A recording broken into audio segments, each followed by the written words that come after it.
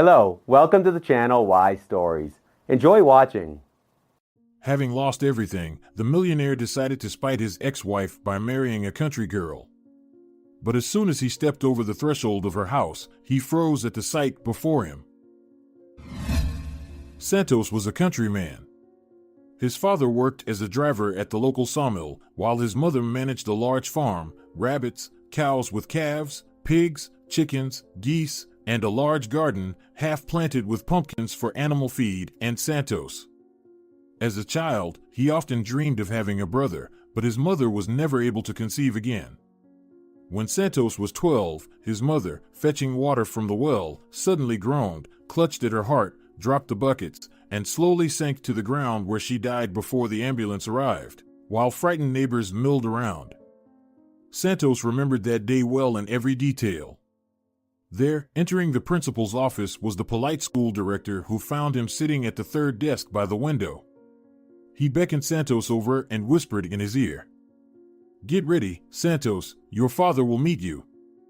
Indeed, his father was standing near the school's porch, awkwardly fiddling with his dusty, wood-shaving-covered cap. Seeing his son, he smiled awkwardly and embraced him by the shoulders. "Son, our mom has passed away. She's gone." At first, Santos did not believe his father, shook his head, and was stubborn.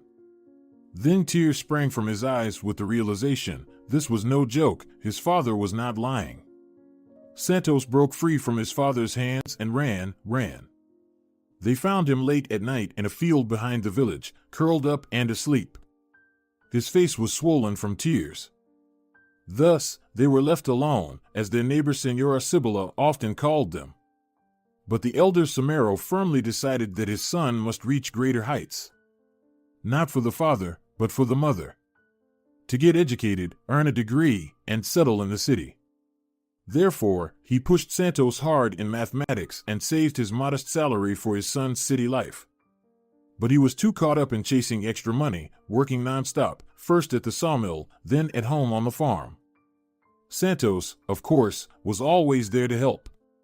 But still, it was hard living without any rest. At 52, when Santos was in his 11th grade, his father began to complain about his health. Now his right side ached, now his left side stabbed. He gradually began to decline, growing more tired, eating less. Within a few months, he turned from a robust man into a bent old man with a dim gaze. And one day, while resting in the shade and breathing heavily after tossing hay, he said to his son, "It's all over for me, I can't go on." "Come on, Dad," Santos smiled, sitting down beside him and pulling off his sweaty t-shirt. "What are you saying? We'll live on, retirement is soon." "Ah." His father waved his hand. "I won't make it." His words turned out to be prophetic. Not long before the final exams, Santos found himself bedridden for long periods. First in the mornings, then throughout the day. In May, when Santos returned home on a sunny day after successfully completing an exam, his father was asleep.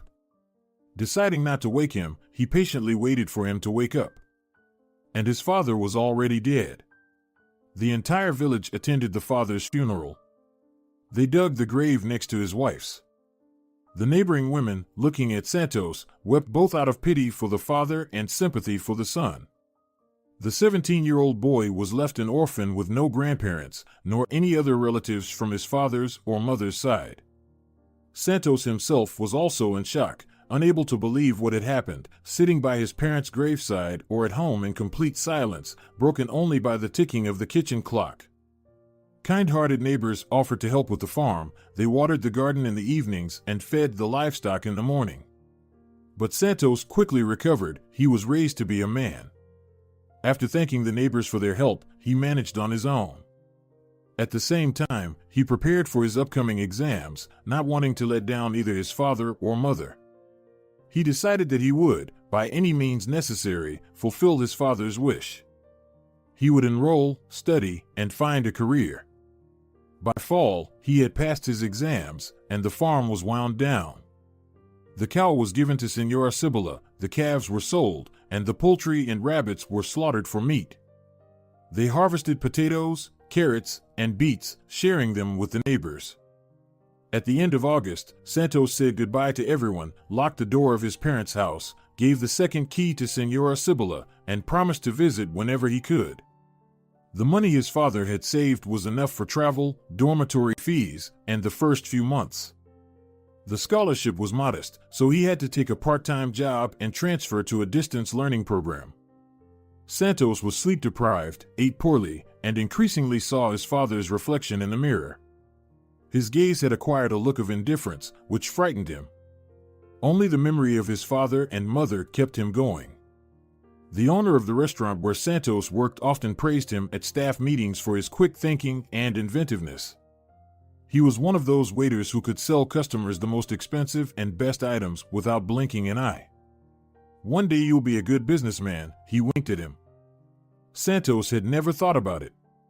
He had been studying at the Faculty of Management and Business for 4 years, but he still didn't quite understand what he would do when he graduated. He had neither the time nor the emotional energy to think about it. He decided to finish his studies first and then think about what to do with his life. He did not want to work part-time for long. Fate had other plans.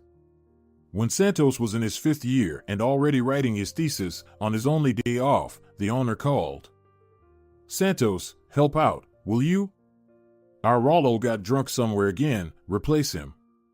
You're a capable guy, there's no one else to ask. You'll get his pay for the whole day."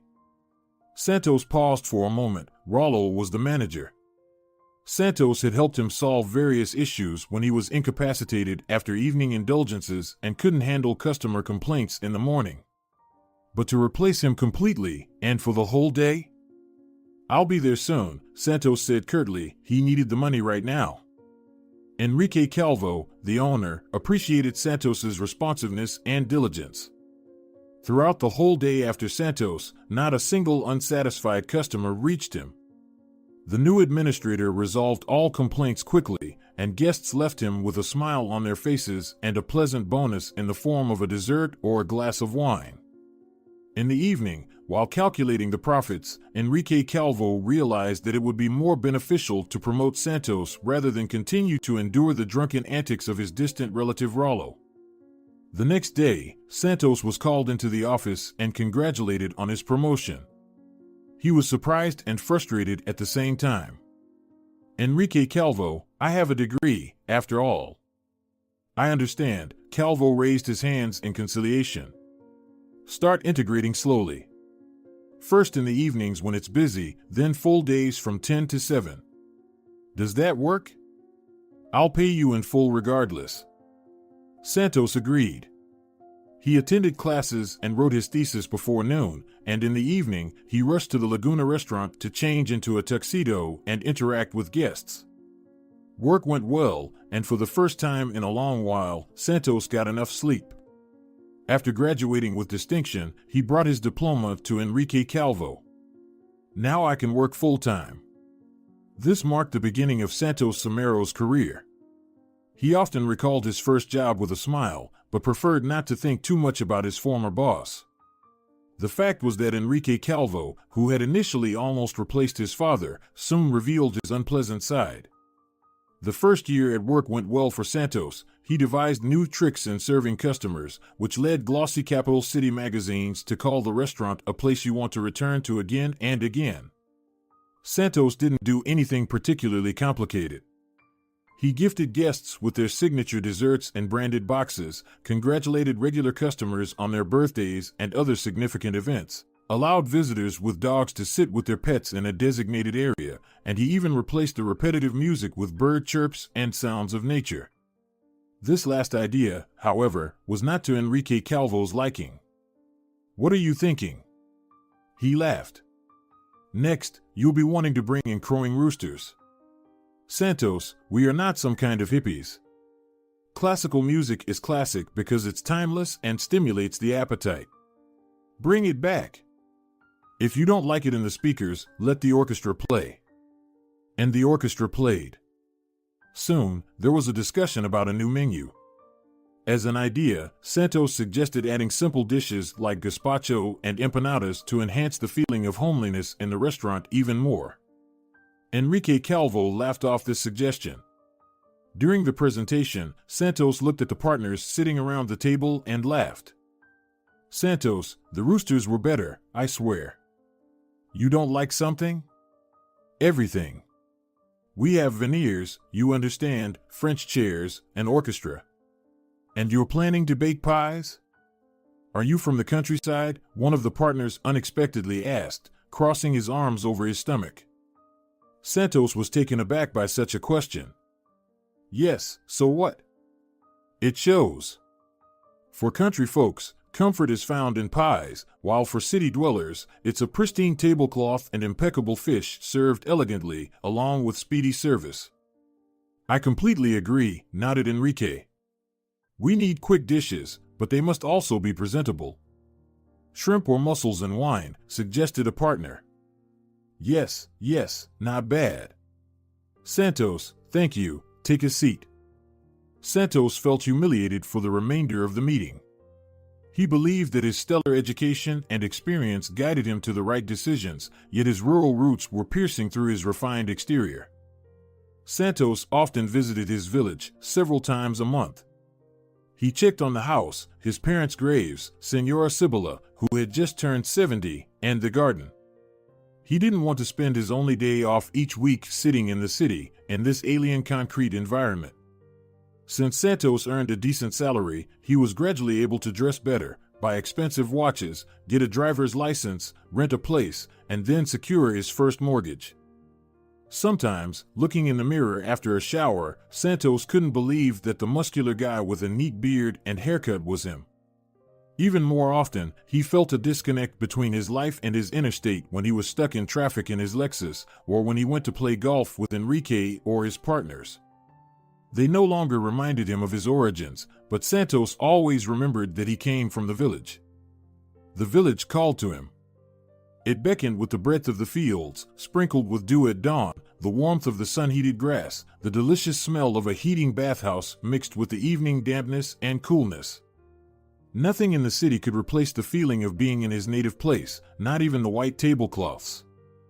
Once, during a game of golf, Enrique Calvo noticed Santos's pensive state. He teased, choosing a club for his shot. Missing your gazpacho and empanadas? Are you humiliating me again? Santos grimaced. Why? Why would that be humiliating? I'm from the countryside myself, shrugged Enrique Calvo. What's humiliating about that? It's not that, it's your tone. Well, here we go, sang Enrique. The tone is all wrong. Rollo started like that too. First, he didn't like my tone, then the restaurant, now life itself. And what's so bad about empanadas, can you explain? I can. Enrique Calvo measured up, swung, and hit the ball. Pies are commonplace. But shrimp in 1980s champagne? That's not something everyone has. You'll understand soon, exclusivity isn't in comfort, it's in status. Pies lack status. Although Santos understood where his boss was coming from, he couldn't agree. Guests often shared personal details with him while discussing dishes, and Santos knew, focusing on nostalgia had to work. If not, competitors would snatch up the idea, it needed to be implemented urgently. It was so precious. After all, city dwellers, to return to their childhood, to their small hometown, would keep coming back again and again. Santos had saved up some money and decided to take a risk. He found a suitable place, bought it, and began renovations. He purchased furniture, a sign, kitchen equipment, and dishes. Then he approached Enrique and announced his departure. Enrique was furious. I brought you up from nothing, and this is how you leave me? I will work as required, Santos tried to calm him. There's time until fall. Ungrateful beast. Enrique Calvo screamed. Worse than Rollo. Going to compete against me? Well, go ahead. Let's see how long your empanadas last. Santos was saddened by his departure from the old restaurant. This wasn't how he had imagined his exit. At first, Enrique's hysteria seemed strange to him, but soon he understood why. His ideas indeed worked. They were suppressed at Laguna to keep him in check, to put him in his place. Because his small family restaurant Old Cottage became hugely popular within the first weeks of opening. There was often not enough staff or dishes. But all this was more than compensated for by the full bookings, gatherings with bards and small bands, and the smell of homemade food, which drew in city dwellers like hungry cats. Gazpacho and empanadas baked in a wood-fired oven became a real hit. Santos found out that many city residents were from villages. They made up the bulk of his customers. The restaurant reminded them of their childhoods in their grandmother's or parents' home, the happiest and most carefree time of their lives, which, alas, could not be returned. Santos sometimes noticed that the atmosphere he created resembled his parents' home. Since opening his own restaurant, he traveled to the village much less frequently, only a few times a year, usually in the summer, to clean up his parents' graves. He couldn't visit more often, simply because there wasn't enough time. The lack of sleep, anxiety, and constant rush returned. But Santos liked it. He felt he had done something good. He had created a project from scratch that brought him good money and joy to those around him. Probably, this was the future his parents had once dreamed of for him. He was glad that he could be proud of who he had become, thanks to his and their hard work. Santos was now 26. Business was excellent. The car loan and mortgage were paid off, and he had a significant amount of money in the bank. He also had an investment portfolio. Santos dreamed of one day returning to his native village to renovate his parents' house and then retire to live out his days in peace. And he worked like the devil. Santos hadn't met Magdalene until she came to the restaurant with her friends for lunch. The first thing she said to Santos at the end of their meal was, "What a wonderful place, just like my home." She was 23. She had come to the city from the village and was not at all ashamed of her background, which Santos found very appealing. He couldn't stand those who looked down on the countryside, despite being from there himself. Magdalene became a frequent visitor to his establishment. She came sometimes alone, sometimes with friends, but never with a man. Santos assumed she was single and decided to get to know her better. He would see her off to her taxi, join her at her table, and she always welcomed this. They discussed childhood, youth, future plans, and problems. Magdalene worked as a fitness trainer, earned a good income, had a great figure, and dressed stylishly. After school, she moved to the city to avoid being a burden on her parents. Initially, she took odd jobs, but then got into fitness, started going to the gym, trained as a trainer, and now charged exorbitant fees for personal training. A month after meeting, Santos invited Magdalene on a date after work in the evening, and she agreed. 2 months later, they were living together in his apartment and soon got married. Magdalene organized everything. She chose an expensive dress, a diamond tiara, and rings, rented a country club, managed the restaurant, the menu, and the guest list. When Santos suddenly remembered acquaintances from his native village and suggested inviting them, Magdalene frowned. "They are nice, your neighbors and mine, but we're not that close to them. I want only close people at our wedding. Understand?" Santos nodded, then reflected. Unlike Magdalene, he had no parents or friends. He had some acquaintances in the city, but couldn't really call them close. They were more like business partners. So, it turned out that at the wedding there were close people to Magdalene and strangers to Santos. Magdalene's parents approved of their daughter's choice, and she introduced them to Santos 2 months after they met. One weekend, Santos and Magdalene went to the village. There, in a neat log house, lived Senor and Senora Cabeza, his future in-laws. It turned out that when Magdalene reminisced about the village and home, she was actually referring more to a cottage because her father was a retired diplomat and her mother primarily grew flowers on the plot. It became clear that they had less in common than Santos had hoped. However, the Cabeza family made a good impression on him. Senor Gustavo, taking him aside that day, expressed his wish for only the best for his daughter. The relationship with Magdalene deteriorated rapidly after the wedding. Before the wedding, she greeted Santos with dinner every evening, even if it was ordered from a restaurant. But after the wedding, she often disappeared at friends' places in the evenings. She would return late at night, just when it was time for Santos to get up. She quit her job, claiming she wanted to dedicate all her time to the family. But in the end, Santos only saw her in the morning for an hour while he got ready for work, and she slept. Her behavior began to worry him. When Santos asked Magdalene to spend more time at home, she would pout. "Well, here we go. You want to control my life? Expecting me to wait for you like a princess locked in a tower?" Magdalene retorted. "I just want you to greet me after work like you used to, so we can spend more time together," Santos pleaded, sitting on the edge of the bed, watching as Magdalene undressed. "Of course," she scoffed. "Or maybe you're the one who relaxed after the wedding and stopped making time for me. Maybe I started hanging out with my friends more to not feel so lonely. Because you disappear all day at work, you don't even call me. Didn't you notice I bought new curtains or rugs? Did that ever cross your mind?" Santos had nothing to say in response. He decided he needed to make amends. He took days off at the expense of sleep, tried to call Magdalene from his office buried in reports. In the evenings, they went shopping.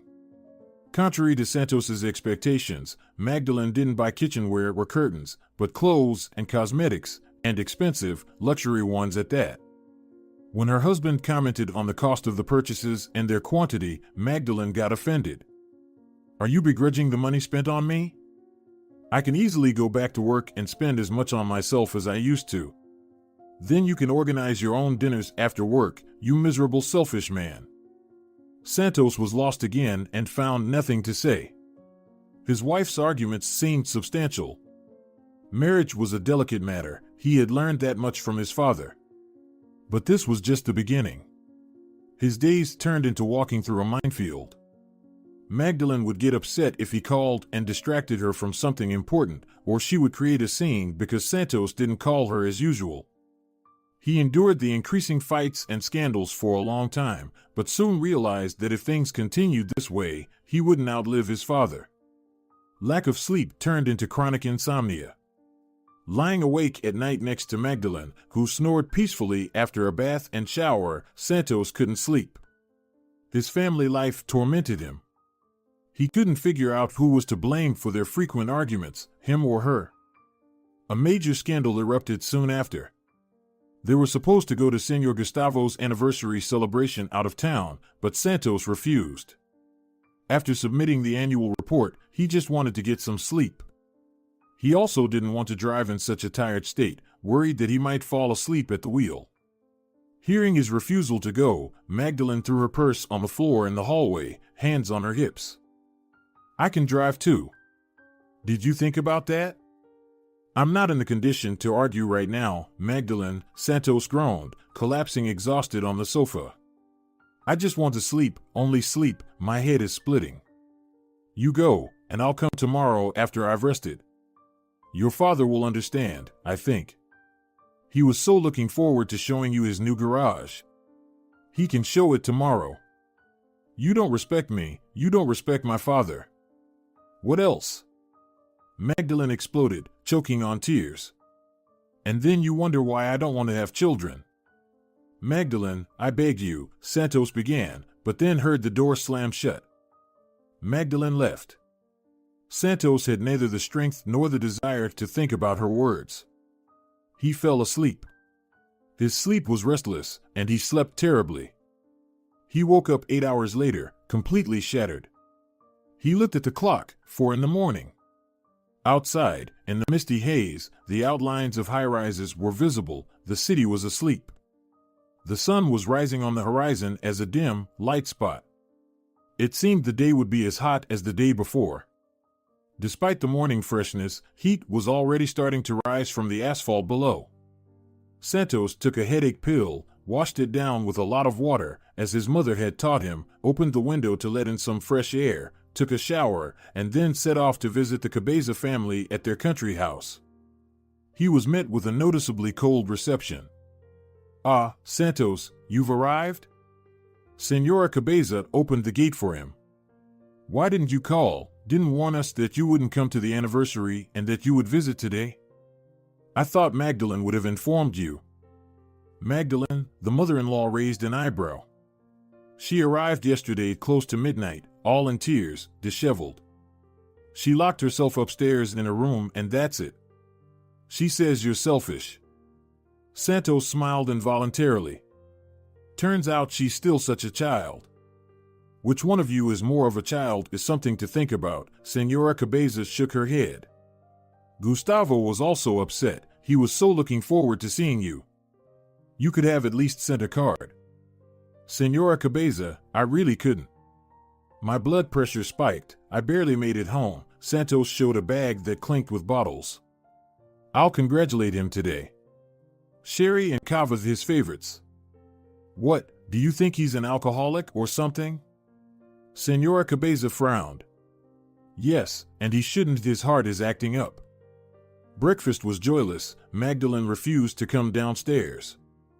Gustavo Cabeza silently frowned and ate his eggs. Carolina Cabeza sighed continuously and looked at her son-in-law with disdain through her glasses. Santos felt awkward. On one hand, he wanted to apologize.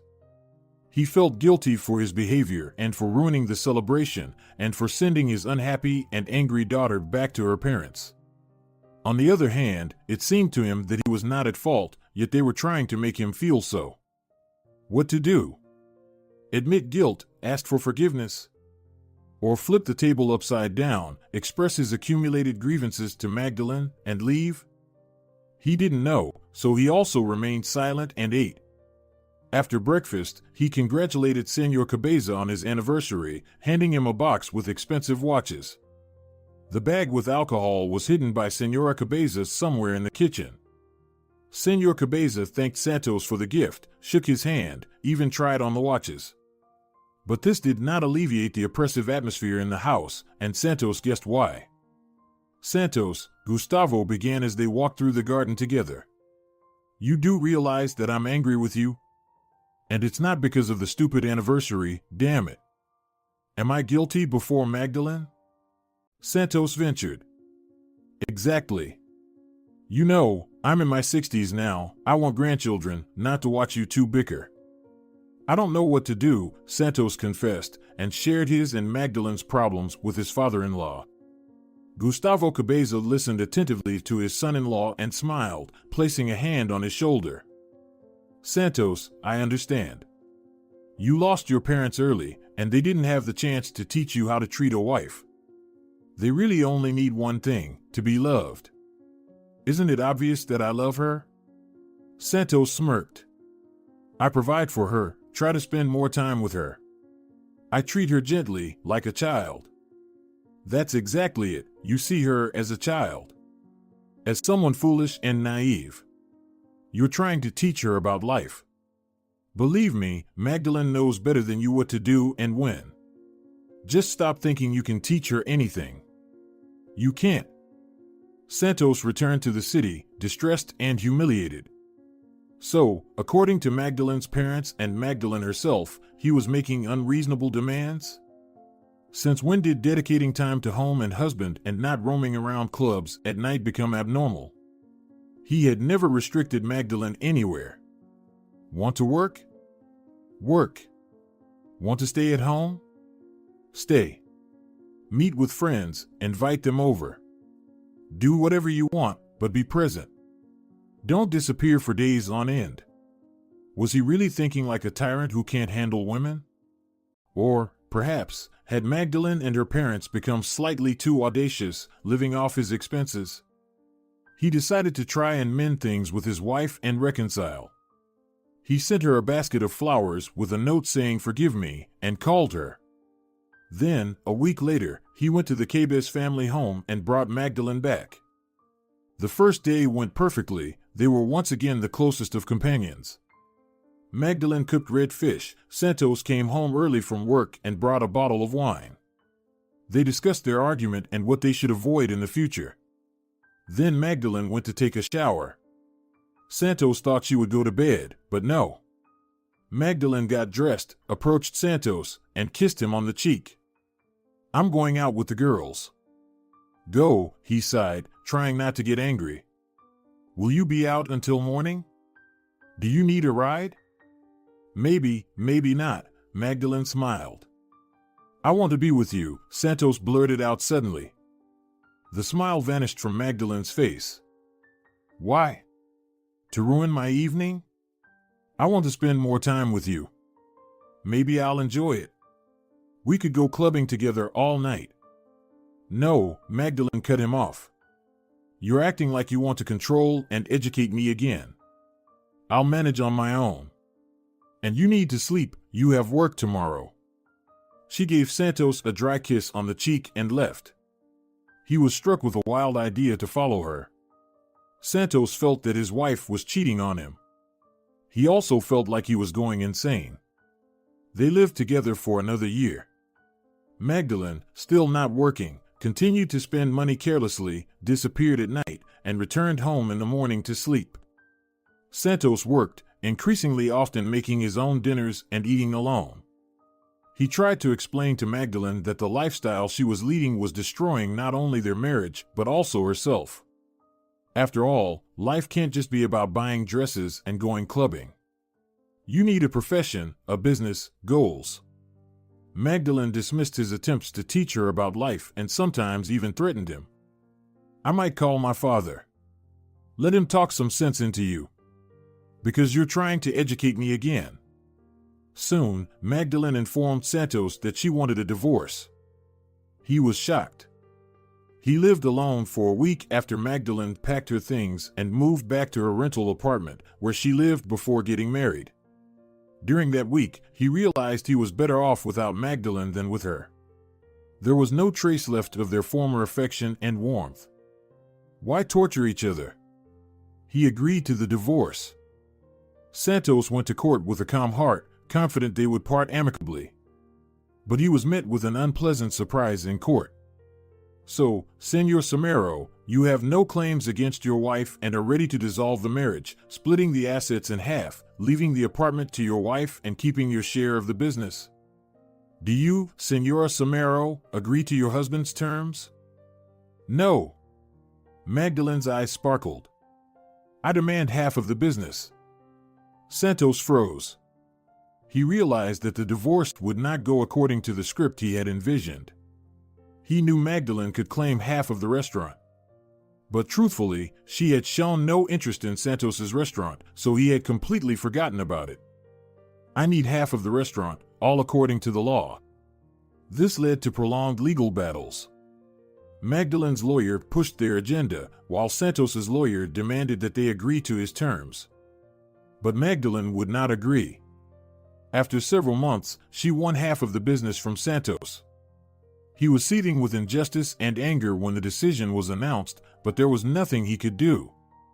Pleased with the outcome, Magdalene did not bother her ex-husband for several weeks. Then he learned the terrible news: Magdalene was planning to sell her share of the business. Santos called her, trying to find out to whom his ex-wife was trying to sell his brainchild for a pittance. She just laughed. I can't tell, it's a secret. You'll find out soon enough. Santos did find out. At one of the meetings, none other than Enrique Calvo appeared. He contemptuously surveyed the interior, the employees, Santos, and declared, "It's terrible. Such a tasteless place. It's going to cost a fortune to fix it up." Santos thought that hell was his last year living with Magdalene and the court battles, but he was wrong. The real hell began when he had to deal with his former boss and rival as a co-owner of the business.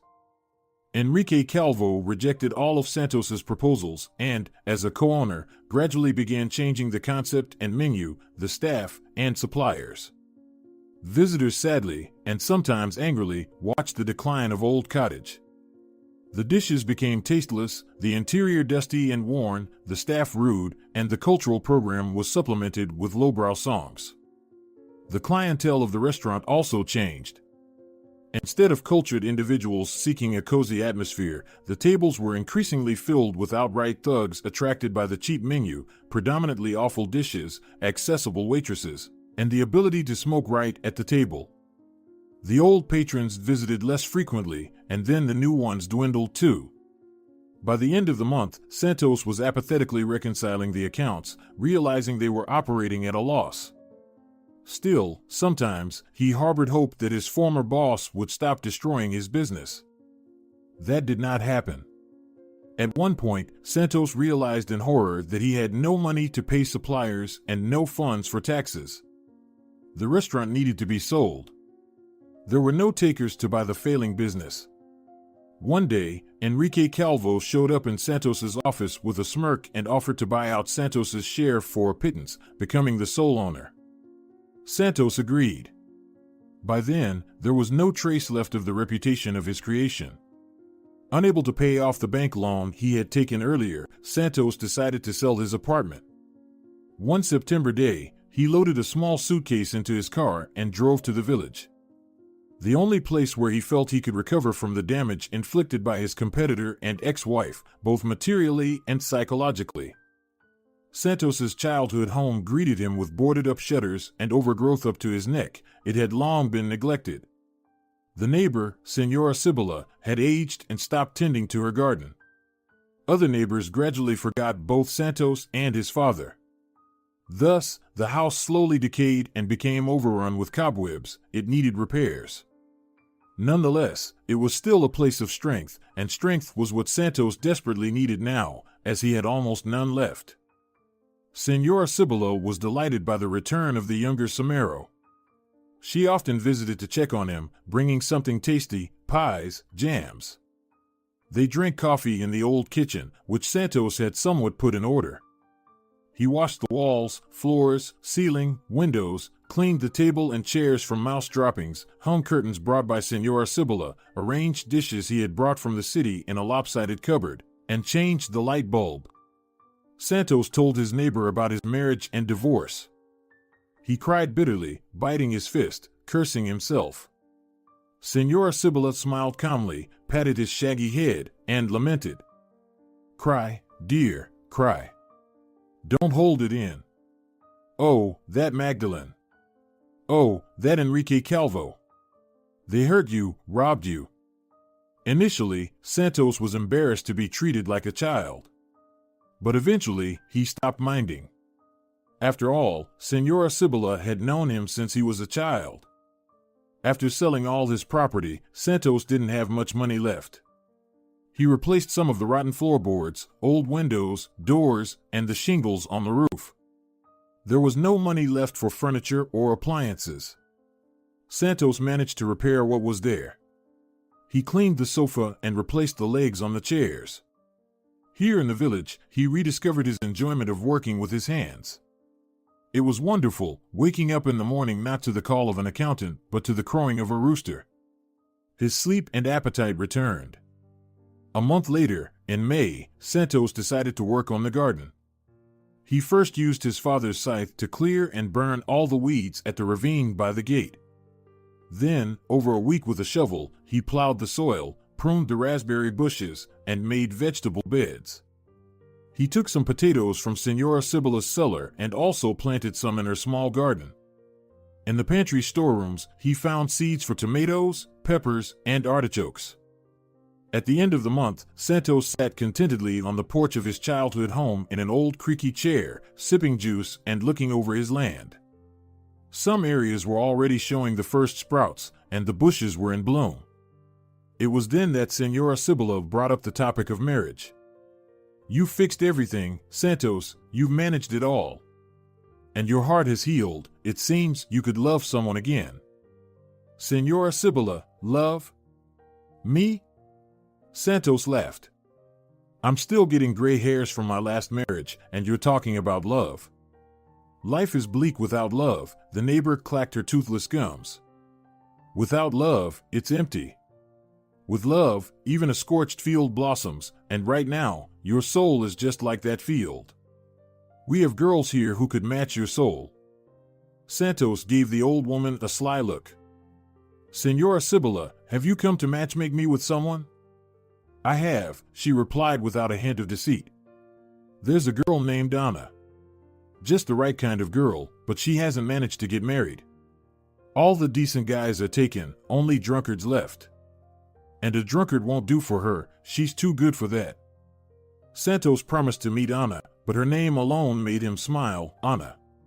Surely, she had no education and rarely left the village, only on holidays. Senora Sibylla said that Anna worked on a farm. So, a milkmaid. What would they talk about, a milkmaid and a former restaurateur? The day came when Anna was supposed to visit Senora Sibylla to bring her pension. She came by each month after work from the post office, where she collected the old lady's money by proxy. For her help, she was treated to juice or lunch. This time, Santos also stopped by for coffee. Seeing Anna, he thought she looked exactly as he had imagined. A voluptuous 25-year-old with healthy rosy cheeks and thick braids down to her waist. A true milkmaid. And there he was, hardly resembling a restaurateur anymore, in tracksuits, a t-shirt, with a beard, untrimmed for months, considerably sunburnt, and thinner from working in the garden. "This is my neighbor, Anna." Santos Somero, the old lady pointed to him with her watery, weak eyes. "Why are you standing there like you don't belong? Sit down, we'll have some coffee." On the table were already set churros, a small bowl of candies, and a large coffee pot. "Pleased to meet you." Anna reached across the table to shake his hand. "Anna. But I'm Anna to my friends, and Senora Ferreira to everyone else. Am I a friend or a stranger?" Santos shook her sturdy, calloused hand. "For you, I am Senora Ferreira," she replied firmly. The conversation didn't flow. Anna and Senora Sibylla excitedly discussed farm matters, the rising price of milk, the ruination of production, and the new owner. Santos couldn't contribute to the conversation and silently drank his coffee. Anna seemed to him either brusque or, at the very least, cold. He felt no desire to get to know her better, much less marry her. He stayed out of politeness for half an hour and then excused himself, citing chores. "Don't be offended, Santos," Anna said as he was leaving. "I didn't mean to offend you by calling you a stranger. Senora Ferreira, to you I'm Santos Somero." Santos winked at her. "No offense taken, thanks for the coffee." A week later, Santos went to the city. He needed to buy some things for the house. After 2 hours of wandering through the hardware store, he decided to grab a bite. He felt compelled to visit his old cottage. Santos knew it would hurt to return to his restaurant, but he decided to brave it. The first thing he noticed was the new sign. The restaurant had been renamed. The interior and menu matched the new name, as did the clientele. What had once been a popular spot for family outings had transformed into a dive where laborers drank beer after work, noisily discussing and frequently arguing. Yet, among them, a scruffy and unshaven Santos felt at home. He wouldn't have dared to enter a decent place looking as he did. He ordered albondigas, a salad, and coffee. Waiting for his order. Santos, he suddenly heard and shuddered. A chill ran down his spine. It was Magdalene's voice. She stood before him, dressed up and groomed, examining his beard with some schadenfreude. "Santos, is that you?" "Hardly recognize you," Magdalene smirked, pulling out a chair. "May I sit?" "You don't mind, do you?" "I do mind, but you've already sat down," Santos responded gruffly. "What do you want, Magdalene?" "Why are you so rude?" she grimaced. "I just want to know how you are. We're not strangers, after all." Santos thought of Anna and smiled involuntarily. Perhaps they were closer than she thought. At least, Anna hadn't taken his business from him. "My life's good, Magdalene." "Doesn't look like it." "You know what I thought when I saw you?" Magdalene pulled out a small mirror from her purse. "I remembered how you forbade me from going to clubs because you were afraid for me. I don't know what you were afraid of, but it turns out you're the one who has fallen, not me. I still go shopping and clubbing with my friend, spending money on myself. Who was wrong in the end?" Blood roared in Santos's temples. He reddened and clenched his fists. This vixen was mocking him. She had taken away his life's work, was luxuriating with money to which she had no rightful claim, and laughed at him. Santos didn't wait for his order. He left some bills on the table and stood up. As a parting shot, he told Magdalene, "I hope you're happy." Of course. Nobody's trying to teach me life lessons, she smirked maliciously. Losers don't teach me life lessons. Santos returned to the village. He spent 2 days at home, speaking to no one, not even the neighbor. He doused himself with cold water and busied himself with cleaning, anything to rid himself of his anger. On the 3rd day, his anger subsided, but was replaced by sadness. Senora Cibilla sent Ana to check on Santos. In the evening after her shift, Ana stopped by Santos's place. He was chopping wood, shirtless. Santos, hello, she called from beyond the fence. How are you? Santos planted the axe into a gnarled stump and wiped the sweat from his brow. Hello, Senora Ferreira. I'm doing wonderfully. And you? Not so great, Ana laughed. I'm tired after work, but instead of going home, I came here. Senora Cibilla is out of her mind with worry about you. Don't you think about the old lady at all? Santos walked over to the gate, opened it, and let Ana into the yard. She shyly glanced at the beads of sweat on his bare chest, blushed slightly, but entered. You probably think I'm imposing? Saw a man and clamped onto him, looking to get married? Santos was silent. So, I'm right. But just so you know, I don't want to get married, Santos, Ana shrugged. It's hard enough on my own, and with a husband it'd be twice as hard. Feed him, take care of him, no time left for myself. What do you do in your free time? Santos perked up. Me? I read, watch movies, sometimes I paint. Really? Interesting. What do you read? Mostly classics. Ana nimbly hopped onto the fence, sitting atop it, swinging her legs. Miguel de Cervantes, Federico Garcia. I like foreign works too, especially Ayn Rand. Santos's eyes widened. Wow. I never managed to get through her work, though they recommended her in my 4th year of university. You missed out, Ana smiled. You really missed out. Anita lived alone, she never knew her father. His surname was the only thing connecting her to him. Her mother struggled to raise her daughter and manage the household, working on the farm. From the age of 16, Ana started working alongside her mother, but 5 years ago, her mother passed away. Anita was a good student in school, excelling in all subjects except physical education and drafting. She loved reading, but couldn't attend college. Her mother fell ill with multiple hernias in her spine, and her knees failed due to arthritis. She could no longer work. The financial burden fell on Ana's shoulders. She sometimes worked double shifts to afford medication and trips to the city for clinical visits. Unfortunately, they couldn't cure her mother. She died from bone cancer at 56, leaving Ana an orphan. Now, in addition to farm work, she also managed the household, a goat, chickens, and a garden. Listening to Ana's life story, Santos involuntarily compared it with his own and marveled at how this young woman, despite being so much younger, possessed a strength of spirit far greater than his.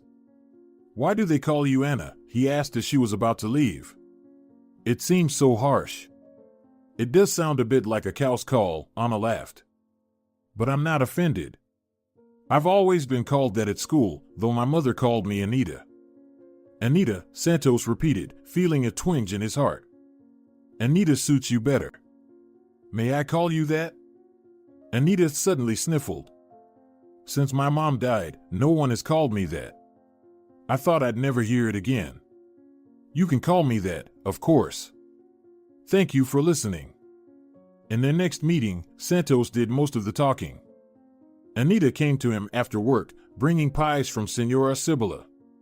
They drank coffee and, like in times past with the old lady, Santos talked about his marriage, divorce, and restaurant. But now he was more emotional and detailed. He was interested in hearing a woman's perspective from the outside, because deep down, Santos still blamed himself for everything that had happened. He told Anita about how close he and Magdalene were initially, how they could talk for hours about everything from work to childhood stories.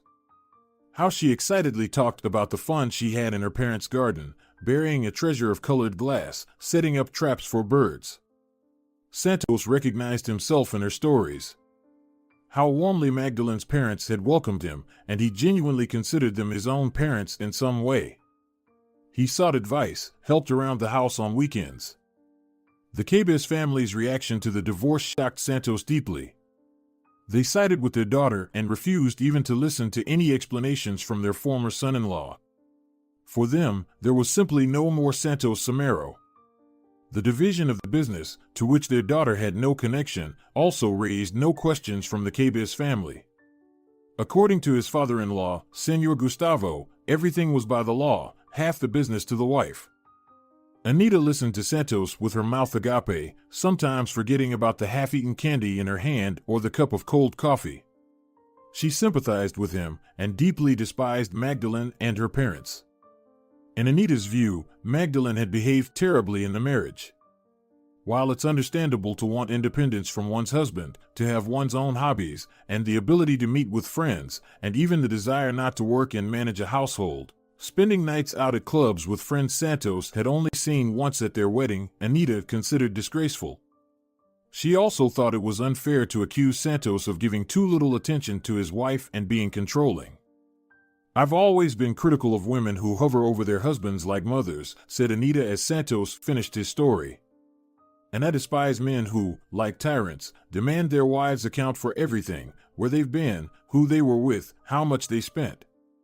But your case was different."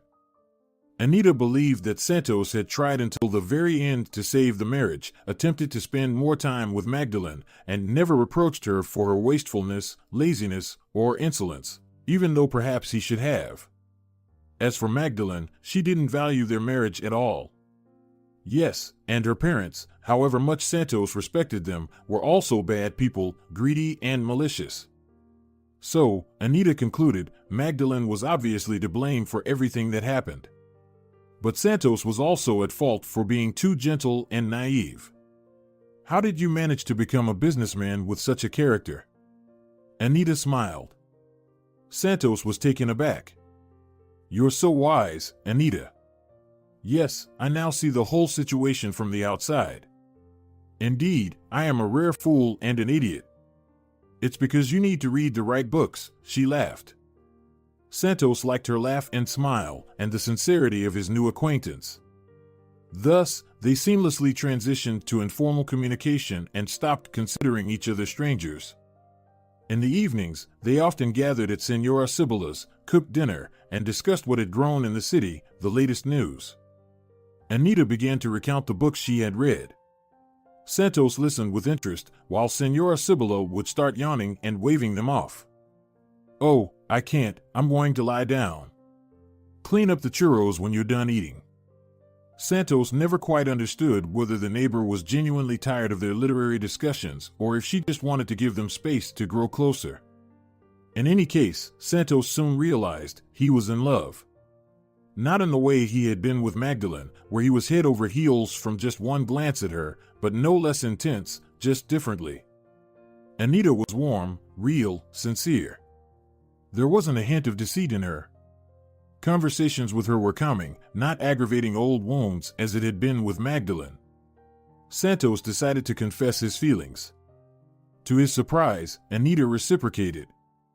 "I feel as at peace with you as I do at home. You are my home." They started living together. Anita moved into Santos's house, shut up her own home, and moved her goat and chickens to Santos's barn. She came twice a week to check on the garden, delegating the watering to a neighborhood boy for a small fee. Under her touch, Santos's home filled with coziness, and flowers appeared in the garden. She continued working as a milkmaid and arranged for Santos to work at the farm too. His duties included distributing feed and cleaning the barns. It was not the most pleasant or easy work, but it paid well. With his first paycheck, he bought a new bed and dishes for the house.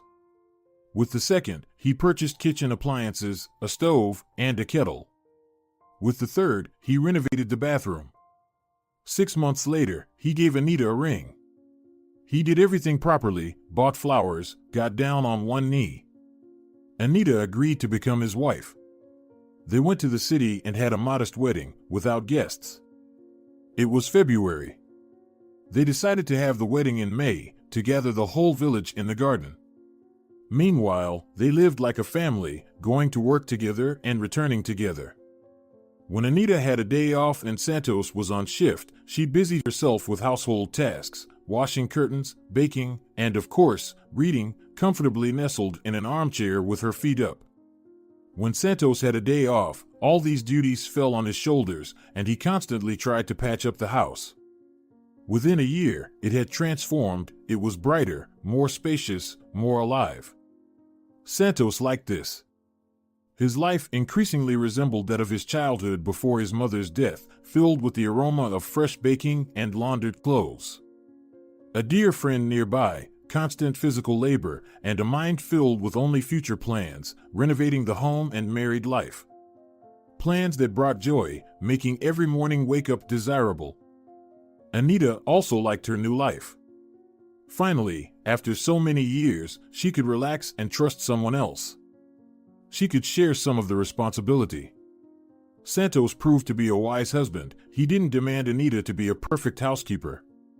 He always noticed when she was tired or unwell. He took care of her tenderly during such times and was grateful for everything she did for him. The first time he tried her signature gazpacho, his eyes rolled back in pleasure. "Anita, this is delicious. I've never tasted anything like this in any restaurant. Will you share the recipe?" "Not on your life," laughed Anita. "That secret will go with me." He valued her companionship in his life, her support, and her ability to honestly discuss problems and find solutions. Once, his salary was delayed in May, and he was embarrassed. How to live? To exist on Anita's expense? It was shameful. Watching him struggle with using her bank card at the local village store, Anita laughed. "Santos, really? We're family. Why are you so embarrassed?" "Because I'm a man," grumbled Santos. "Not foresight. I spent everything on boards. Trusted too much, like a fool." "You're not a fool, and you have golden hands. Look," she pointed to their home, hidden behind the thick greenery of trees. "Look how beautiful it is. You gave it a second life." Santos paused, looked. The brown-painted facade was visible through the branches. New windows on the attic and first floor reflected the sunset. Thin smoke spiraled from the chimney. Chickens strutted importantly under the windows in the flower bed. A ginger neighbor's cat sat on the new wooden fence. Yes, the house indeed looked alive now. But he didn't feel any less guilty because of it. "Sorry," he hugged Anita by the shoulders and pulled her close. "I'll be more foresight from now on. And for feeding us, I'll organize a royal wedding for you." "Agreed?" Anita nodded. All through June, Santos prepared to fulfill his promise. He built an altar from willow branches in the yard, several tables, and benches. He arranged with a band that often played at his restaurant to come to the village for the day. He was very worried about how much the musicians would ask for such a remote gig. But they laughed, playfully snatching the phone from each other. "Santos Somero, how could we not? We'll play for the old time's sake. No need for money. It's such an occasion, congratulations. Yes, we'll provide the music, and you bring the spirits, or it's a no-go." He sold his watch, the only memento from his old life, and bought Anita a dress when he took her to the city under the pretense of just taking a stroll. She hesitated uncertainly at the entrance of the bridal shop, looking at the mannequins. "Santos, isn't it probably expensive? You wanted to save. You're about to give me half of your life." "The dress surely costs less, Anita," Santos smiled. She chose a simple dress, no petticoats or lace, just fine chiffon and batiste, but with a long train. She excitedly tried on all the veil options, telling Santos from a pedestal in front of the mirror, smiling. "I've always dreamed of this. Are you sure it's not expensive? We won't have to survive on water for the rest of our lives, will we?" "No," laughed Santos, admiring her. The money he got from the pawnshop for his watch, he considered well spent. He sold the memory of his old life to start a new one beautifully. They invited the whole village and some of Santos's acquaintances, old partners who maintained good relations with him. Suppliers, waitstaff, a lawyer. They feasted thanks to suppliers who brought fine meat, fish, fruits, vegetables, cheese, and wine. It turned out to be an outdoor restaurant event. The wedding began with a ceremony near the altar Santos had made in the spring. The village priest from the little church, where they had gone to confess beforehand, pronounced them husband and wife. The celebration continued with a feast, congratulations, dancing, and the giving of gifts. When guests got up from their tables in the evening to watch the fireworks, Anita, standing next to Santos, whispered, "Thank you. It's just like a fairy tale. I'm so happy." Santos kissed her on the crown of her head, which smelled of wildflowers. "And I'm happy." The morning after cleaning up and seeing off the guests, Anita sat on the porch drinking juice.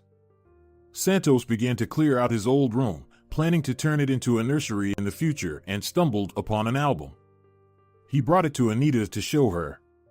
She looked at the photographs and asked Santos about what was happening in them. He told stories from his past, laughing sometimes until his stomach ached. Then Anita remembered. "I have one just like that somewhere. I'll go get it." Her album didn't look as impressive. There were few photos, but their value wasn't diminished by their scarcity. One photograph particularly caught Santos's attention. It showed Anita's mother alongside a man who seemed very familiar to him. "Who is this?" he asked, pointing at the man in the photo. "My father. I don't know his last name, but his first name is Andreo. My mother never talked about him, but Senora Sibylla knows a lot from her. I'm not sure how much of it is true, though." According to Senora Sibylla, Anita's father was a city dweller, a newcomer. It was unknown what brought him to the village, but it was here that he met her mother. A year after this photo was taken, Anita was born. Andreo was a man of means, as Anita's mother often said. She therefore believed that her daughter's future would be secure. But she was mistaken. Andreo did not acknowledge paternity. He didn't marry Anita's mother, but just disappeared as suddenly as he had appeared. Anita's mother chose not to demand anything or demean herself. Her pride wouldn't allow it. She mourned for several years, then shouldered the responsibility of raising her daughter alone.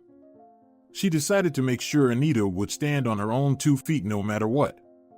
Anita's mother seldom mentioned her father, reluctantly and never without clenching her jaw in anger. Senora Sibylla did not know Anita's father's surname or full name. Anita had no desire to look for him. Why would I need him? For his money? He broke my mother's life, betrayed her. She never managed to love again, became tough, covered in armor. He betrayed me too, never once inquired about me. Apparently, he's not interested. So why would I need him, Santos? Santos shared his wife's anger and pain, but the mysterious Andreo lingered in his mind. He split wood and tried to remember where he had seen him. He hoed potatoes and thought about him. He watched Anita as she combed her long hair in front of the mirror and thought again.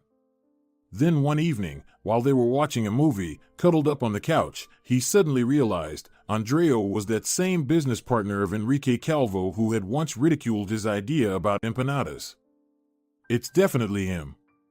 Stunned by his discovery, Santos smiled, shook his head, but decided not to tell Anita just yet. Firstly, what if he was mistaken? Secondly, he wasn't sure if identifying her father was of any importance to Anita. She noticed a change in his mood but assumed it was a reaction to the movie. To confirm his suspicion, Santos needed to learn the partner's name and some facts about his biography. Even better, he needed to talk to him personally. And dealing with Enrique Calvo in this matter was unavoidable. Santos was infuriated by the necessity of asking for help from his former boss, who had taken his business and crushed it to dust. But he saw no other solution. One day, coming to the city to service his car, he stopped by the La Laguna. In the time since Santos had last worked there, the restaurant had severely declined. The leather chairs required new upholstery, burned by cigarettes in the most unexpected places. The tables were plastered with gum on the underside and marred by graffiti of indecent content on the top side, including insults directed at the restaurant. Judging by them, the quality of the food was also subpar. Santos ordered some pasta. The apologetic waiter informed him that the dish was no longer available and suggested choosing another. Santos opted for a potato tortilla, but that too was missing from the menu. "How is that possible?" laughed Santos. "If a dish is on the menu, how can it not be available? I understand one item might be missing, they didn't update the menu, but not everything in a row. What do you have then? Do you have ravioli?" "No," the waiter smiled apologetically. "We have French fries, chicken nuggets, and a fresh vegetable salad." "A kid's menu? And the main courses?" "For main dishes, we have tortilla," the waiter proudly informed. Santos shook his head. He ordered coffee with tortilla and waited. Things for Enrique Calvo clearly weren't going well. Santos felt a guilty pleasure from the misfortune of his former boss and competitor, a balm on the wound left by his treacherous treatment of La Laguna. He had turned a good place into a dive, and now he got his comeuppance. On the other hand, any establishment in decline saddened Santos. Raised by his father, he was taught not to associate a place with its owner. And if the owner was bad, the restaurant was still worth pity. It reminded him of a child, long neglected by careless parents without proper care. His father taught Santos, "Everything you touch is under your responsibility. Forgot to water the cow? You're to blame. Didn't manage to store the hay under the roof in time and it got soaked by rain? You're to blame. And you must be responsible for it." Santos wondered if Enrique Calvo felt guilty about the restaurant's poor performance. Or did he, as usual, blame everyone else? Or perhaps La Laguna had simply become a victim of old rivals, as Old Cottage had been? He didn't have to wait long for an answer. Soon Enrique Calvo saw Santos passing by. He looked surprised, hesitated, then decided to approach. He sat opposite Santos and greeted him. Santos returned the greeting grimly. The tortilla he had been waiting for nearly 20 minutes was dry and tasteless, and the coffee was bitter. "Well, Santos, how's life treating you?" "Good," Santos responded briefly, dabbing his mouth with a napkin. "Much better than before." "And you?" "Well, what can I say?" puffed Enrique Calvo. Same old, same old. Both restaurants are running, bringing in profits." "Then why don't you change the chairs?" Santos smiled. "They're all holes, scary to sit on. And there's a problem with the menu. From all the main dishes, there's only tortilla, and even that stale." "People like it," shrugged Enrique Calvo. "Obviously, the high society doesn't come here. Those who are embarrassed to go to decent places feel like kings here. Well, it even works to our advantage. More revenue, less need to invest." "Terrible." Santos shook his head. "You're just young," smiled Enrique Calvo. "You know, if you were wiser, we could have been partners. You were a sharp, efficient guy. You could have been rolling in dough by now." Santos smiled. "Speaking of which, remember you had a partner who mocked my empanadas? Are you still upset about that?" "Santos, you're like a little kid, I swear." "What's his name?" persisted Santos. "Can you tell me now?" "Why not?" "Andreo Moreira, my old friend. Reliable as a Swiss watch." Santos, roughly understanding what friendship meant in Enrique Calvo's circles, clearly realized that Enrique's friend could easily deceive and abandon a pregnant woman. "Can you give me his contact?" he smiled. Enrique Calvo laughed. "Why? Thinking of getting back into the industry?" "Why not?" shrugged Santos. "I'll save up some money, buy back my restaurant from you." "That's unlikely. In such a prime location, with its reputation, I won't sell cheap. And Andreo Moreira, get in touch with him yourself. Take care." Santos's former boss stood up from the table and walked away to his office on the first floor with his characteristic rolling gait. As expected, nothing had changed over the years. Enrique was still afraid of Santos and what he could potentially take back. Leaving the restaurant, Santos suddenly thought of Magdalene. How had her fate turned out? A year ago, she was so self-assured, feeling superior in a humiliating way towards Santos. Magdalene was never good with money, probably had burned through it all. Had she returned to work? Found another fool willing to support her and tolerate her perpetual absence, blatant and exploitative use of him as a wallet? He shook his head, dismissing thoughts of his ex-wife. Her life no longer concerned Santos. Returning home, he told Anita everything he knew about her father. Unexpectedly for both her and himself, she burst into tears, burying her face in Santos's shoulder. Some part of her soul believed that her father was not a deceiver and was generally a good person. It was just life circumstances that forced him to leave her mother and not communicate with his daughter. Anita had never tried to understand what these circumstances could be. Because she understood, there aren't any. There's no reason to act like that towards people you genuinely love, except one's death. The thought that her father had died gave her strength, however cruel it might seem. Because death completely justified his behavior. But no, he was alive. Alive and well. He owned shares in restaurant businesses, was successful, drove an expensive car, lived in the city and never once inquired about his daughter, the fate of the woman he deceived and abandoned. He never visited, never sent a card, never called, though he had every opportunity to do so. Anita was terribly hurt, the bitterness tore her up inside, but still, a glimmer of hope warmed her soul. Maybe he didn't know my mother was pregnant? Maybe he doesn't even know about me? Maybe, Santos tried to reassure her. We don't have to guess, we can just ask him directly. But you didn't get his number. But we got his name, Santos smiled. It wasn't hard to get Senor Moreira's number.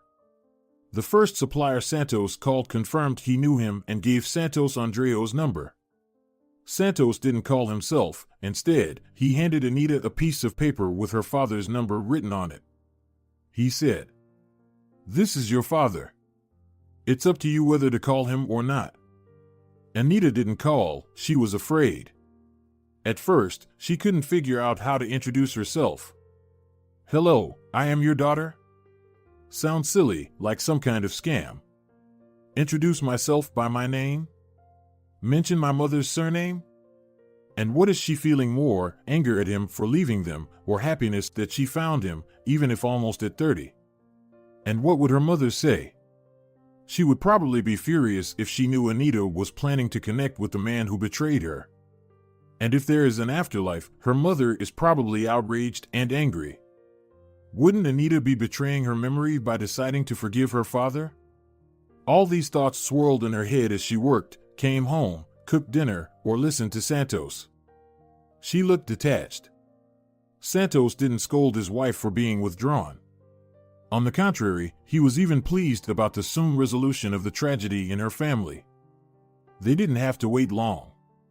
2 weeks later, Anita told her husband, who had the day off, upon returning home, "I'll call today. Please pour me some water.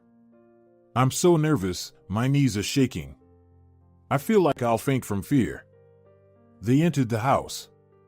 Santos poured her a glass of water and sat opposite her. Anita dialed the number and put it on speakerphone. After a few rings, a female voice answered. "Yes?" Santos froze. Anita, looking at him confusedly, asked, "Hello. Is this Senor Moreira's number?" "Yes, he left his phone at home." "Is it something urgent?" "Who are you?" Anita faltered. "We are calling to inform you of something important." Santos joined the conversation. "Hello, this is Santos Samero." "Samero," the woman replied.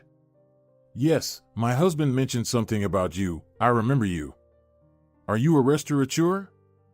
"Yes." "And how may I address you?"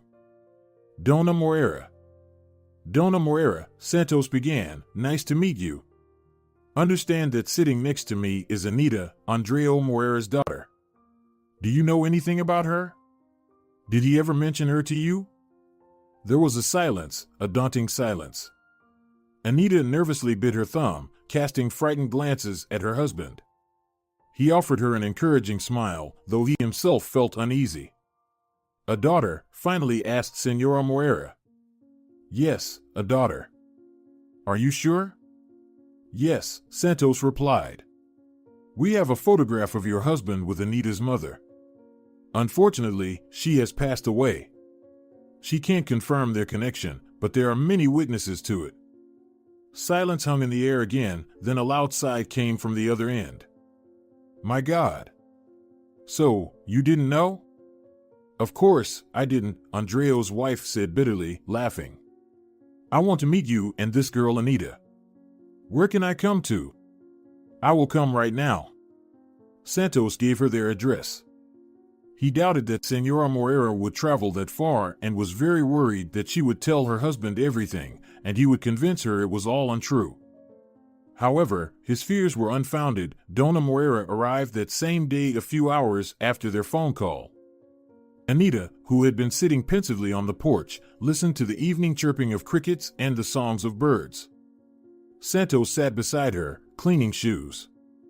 Suddenly, a car pulled up at their gate, parked next to Santos' car. A statuesque, youthful woman stepped out, dressed in an elegant blazer and jeans. Approaching the gate, she removed her glasses, squinted, and waved a greeting hand. Hello. You are Santos, have I arrived correctly? He walked up to meet her, wiping his hands on his shirt. Yes, hello, Dona Moreira? That's correct. Anita jumped up as if stung the moment she saw the woman near the gate. She was terrified.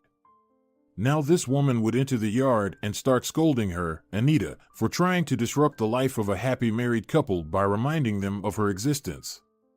Or worse, that she was a fraudster and would demand money for silence. But Dona Moreira turned out not to be a shrew but rather a pleasant woman in her 50s.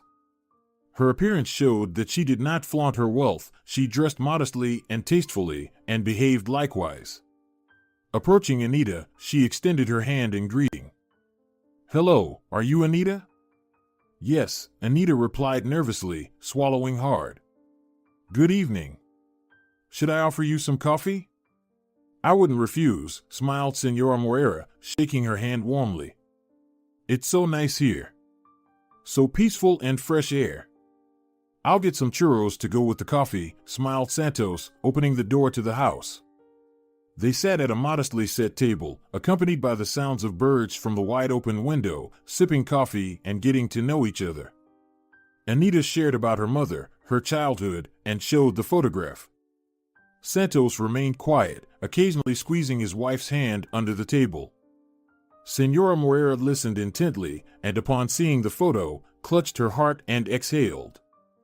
That's him. That's definitely him.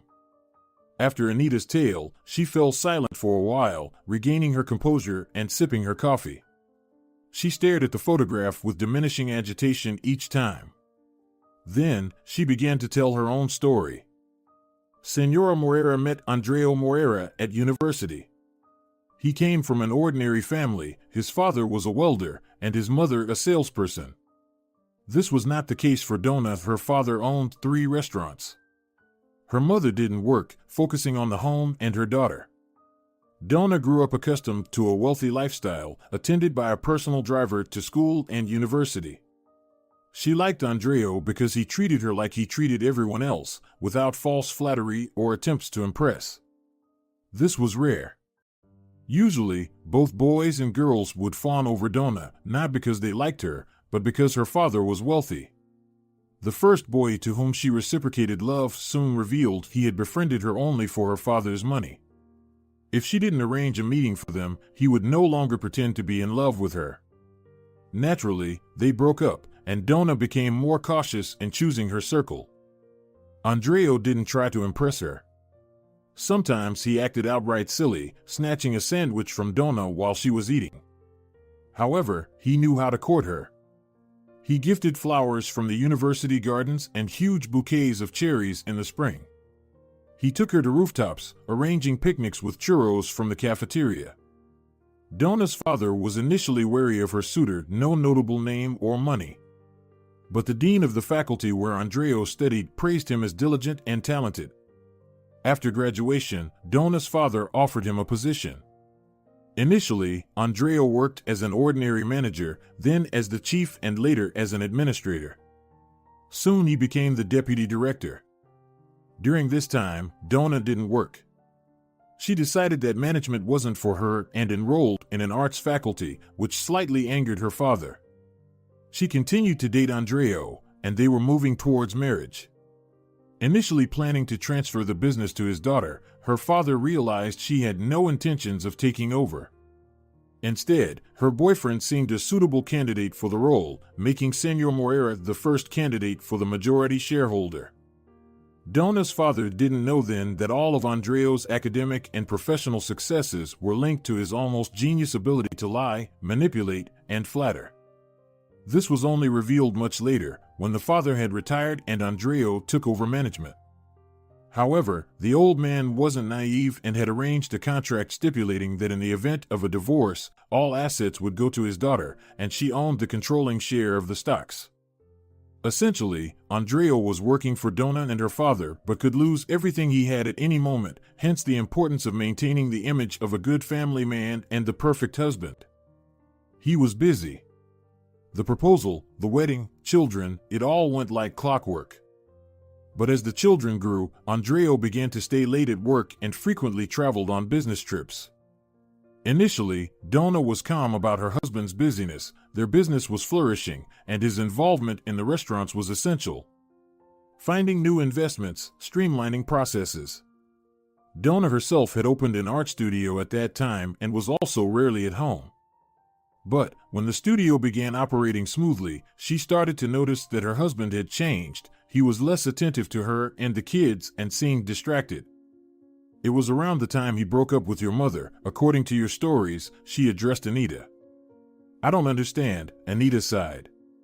Why did he need to start another relationship? He had everything. That's probably why, responded Senora Moreira. He had everything, and it became boring, he wanted adventure.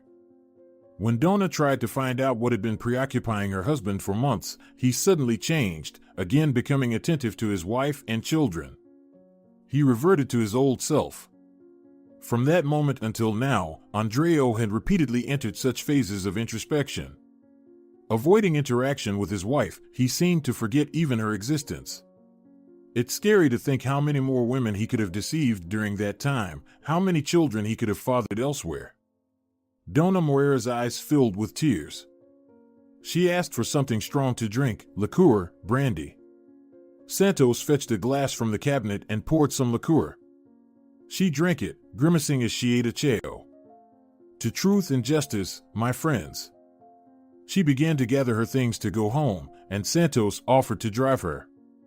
On the way, he shared the circumstances under which he met Andrea.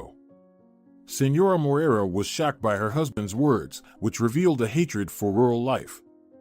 Understandably, it reminded him of a mistake that could emerge at any moment and tarnish his impeccable reputation, stripping him of all his benefits.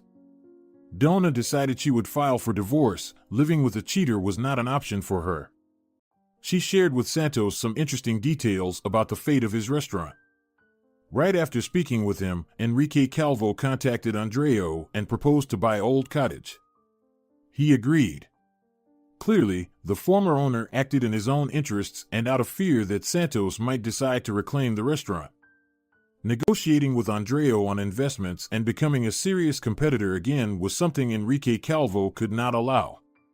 He decided that selling the restaurant would be a lesser loss. He also sold the now declining Laguna, moved somewhere near the sea in the countryside, bought a house, and decided to focus on vineyards and health, which didn't please his young wife. It seems they will soon divorce. They said goodbye like old friends. Dona Moreira stood at the gate of her cottage for a long time, waving to Senor Samero as he drove away. At home, he had to spend a long time comforting Anita, who was hysterical and crying. All her hopes and dreams about her father were shattered. He was a terrible person. His wife confirmed it. She sobbed quietly into her pillow all night, so by morning her face was severely swollen from tears. But in the afternoon, having taken time off work, they visited the graves of their parents, Anita's mother's first, then Santos' parents. They brought fresh flowers, talked to them heart to heart, asking for their intercession and seeking forgiveness. And Anita moved on. That evening, she was laughing heartily at the jokes told by Senora Sibylla, who came to find out what interesting events were happening at the neighbors. Mysterious guests, tears. Naturally, the Samero family told her everything, well aware that by tomorrow the entire village would know about Andreo. Serves him right. Returning from work the next day, they found a familiar car parked at their house. Inside, Dona Moreira was asleep in the driver's seat. Santos tapped on the window. She woke up, reluctantly opened her eyes, and squinted. "Oh, it's you? I've been waiting. Why didn't you go to the neighbor's house, Senora Sibylla? There she is, sitting on the bench, waving. She's probably been watching you for hours." "Yes, it felt a bit awkward," shrugged Dona. "I have news about the restaurant and everything. Do you have a moment?" Senor and Senora Cabez invited Dona for a simple dinner, stewed potatoes with beef and a fresh vegetable salad. Senora Moreira offered to help. She rolled up her sleeves and chopped vegetables for the salad while Anita cooked and Santos peeled potatoes. She also shared her news. She had spoken to Andreo that same evening. She told him everything she thought of him and demanded a divorce. She had also spoken to her father. He was furious as a boar and decided to take steps to remove Andreo from the business soon. He contacted a lawyer for this. Andreo initially resisted, denying any wrongdoing. He claimed that Santos had made up the story of infidelity and an illegitimate daughter to get revenge on him for the restaurant and a long-held grudge. Dona Moreira was not fooled. She showed a photo taken on her phone of Andreo with Anita's mother. That's when he started to falter. He began to apologize, swearing that he had always loved only Dona and no one else. She ordered him to pack his things and leave. Which he did, tail tucked. "Strange," said Dona. "After I threw him out, I thought I would be inconsolably crying from the hurt. But on the contrary, I felt so relieved, as if I had gotten rid of garbage." Anita snorted. Senora Moreira looked seriously at Santos. "I think I'll return the restaurant to you, Santos." Santos, bewildered, stared at her. "What?" "I'll give you back your old cottage. My father says it has potential. He used to follow your progress, praised you. And he was very upset when you sold your business. But Laguna has no chance, it's only fit for demolition and the land for lease. Why don't you manage it yourself?" Santos persisted. "Me?" Dona laughed. "I've never liked that. I prefer this," she pointed to the salad. "I like chopping salads. All that business wrangling is not for me. Not at all." "If you really do return the restaurant to me," Santos said, hardly believing his joy, "I'll be grateful to you for the rest of my life. Seriously, no joking. It's my baby. My beloved baby. Just make sure you don't neglect your own kids for this beloved baby, like some do." Dona warned, wagging her finger. They dined, discussing future plans. Santos would need to return to the city if he planned to manage the restaurant. But something in him desperately resisted this. He didn't want his old life back, the apartment, the constant hustle, the money, the success. In his parents' home with Anita, Santos was happier than ever before. And he told Dona this honestly, without reservations. "If you give it back to me, I'll hire a manager and step back. I think I've outgrown it." "Whatever you like," Dona waved her hand dismissively. "Just don't make me manage it." Senora Moreira indeed kept her promise. A month later, he was once again the CEO. He recruited one of his old colleagues as the manager. He traveled to the city once a month to check how things were going and kept a close eye on the paperwork. But that was it. He couldn't immerse himself fully in the restaurant business. Anita was expecting a child. They quit their jobs at the farm, took up beekeeping, and produced honey. Watching his wife stroll through the garden with an apple in hand, Santos smiled and thought about how all the misfortunes were worth it to end up here, in his parents' home. If you're enjoying it as well, leave a like and subscribe.